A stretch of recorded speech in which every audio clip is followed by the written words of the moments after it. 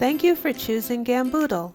This series explores how to write an effective 5-paragraph persuasive essay. In Part 2, we will look at the components of the 5-paragraph persuasive essay in more detail. The introduction paragraph gives the reader a preview of what's to come. The introduction paragraph contains your hook, also called an attention grabber, and your thesis statement. Your thesis statement contains your position and a summary of your supporting points. Let's look at an example. Life has never been more hectic, and today's millennial needs a low-maintenance pet that suits their busy lifestyle. The hook, or attention grabber, is 1 or 2 sentences that begin your introduction paragraph. The hook is an attempt to capture your reader's attention so that they'll continue reading your essay. The thesis statement contains your position. As mentioned in Part 1, your position should be clear, unambiguous, and answer the question asked. For example, cats offer the warmth and companionship of dogs without demanding the constant care and attention that dogs require.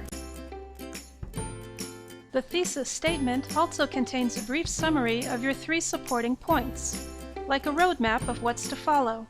For example, unlike dogs, cats groom themselves, take care of their own toilet needs, and are far less emotionally needy. Take a moment to review the completed introduction paragraph.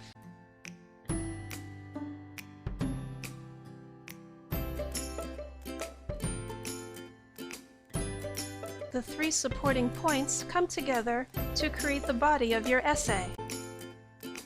This is where you defend your position with logic, reason, and facts. For example, the first paragraph will discuss cleanliness, the second will discuss toilet needs, and the third paragraph will focus on emotional neediness. Let's look at the first paragraph in more detail. Let's go back to our question from Part 1. The question is asking the writer to compare and contrast cats and dogs. This should be reflected throughout the essay. One way to begin is by establishing the amount of time it takes to keep a dog clean.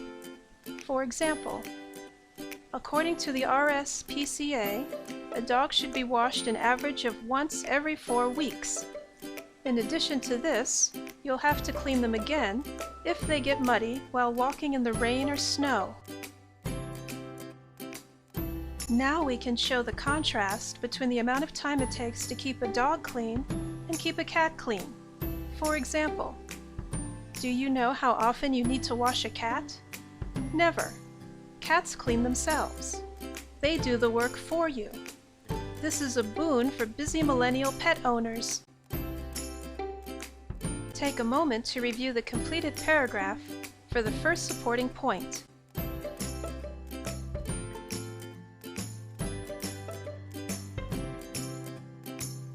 In the conclusion paragraph, the final paragraph, the writer will reiterate their position, address counter-arguments, summarize their 3 supporting points, and provide a closing statement.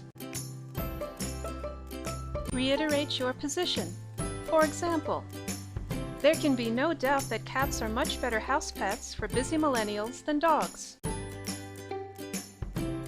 Address potential counter-arguments. For example, of course cats require some level of care and attention.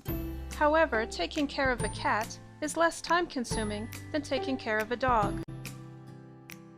Summarize your supporting points. Unlike dogs, they're self-cleaning, don't require multiple daily bathroom breaks, and don't need the constant attention of their owners. Provide a closing statement. For example, so if you're not sure how or if you can juggle work, school, and a furry companion, consider a cat. Take a moment to review the completed conclusion paragraph.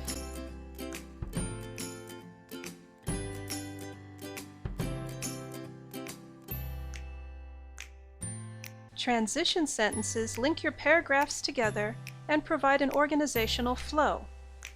Transition sentences are found at the beginning or end of a paragraph. Let's look at a couple of examples. The following transition sentence links the introduction paragraph with the first supporting point paragraph. While both cats and dogs require daily care, love, and attention, the amount of time required to keep them clean varies greatly. Take a moment to review how the transition sentence connects the introduction paragraph and the first paragraph of the body.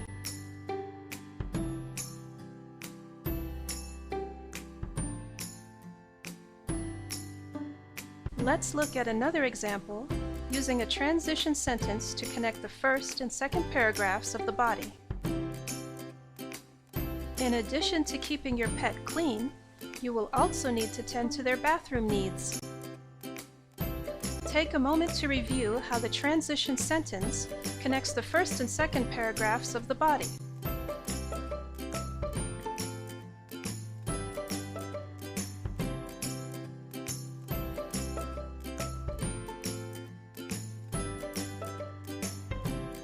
Question 1.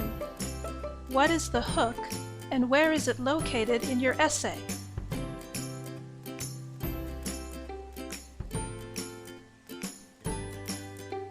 The hook, or attention grabber, is at the beginning of the introduction paragraph. Its main function is to create interest in your essay. Question 2. What is the thesis statement and where is it located in your essay?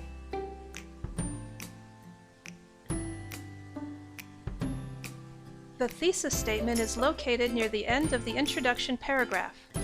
It includes the writer's position and a brief summary of the 3 supporting points. Question 3. What is the body of your essay and where is it located?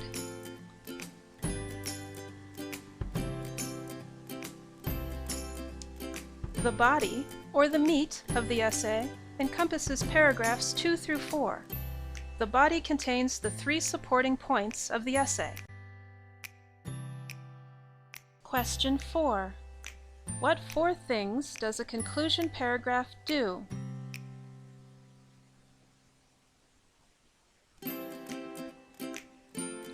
It reiterates the writer's position, addresses counter-arguments, summarizes the 3 supporting points, and provides a closing statement. Question 5. How do transition sentences enhance an essay?